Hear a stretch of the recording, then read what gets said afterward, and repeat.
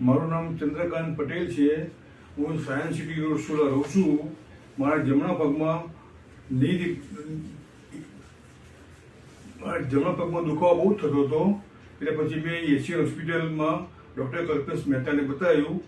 તે એમણે મારા પગની સર્જરી કરવાનું મને કીધું અને તેમણે સર્જરી કરાવી અને અત્યારે હું સક્સેસ ગઈ છે। અત્યારે અહીં હોસ્પિટલનો સ્ટાફ પણ બહુ સરસ છે, ડૉક્ટર પણ બહુ સરસ છે, ડૉક્ટરનો સ્વભાવ બહુ સરસ છે। હું અત્યારે બધું જ કામ કરી શકું છું।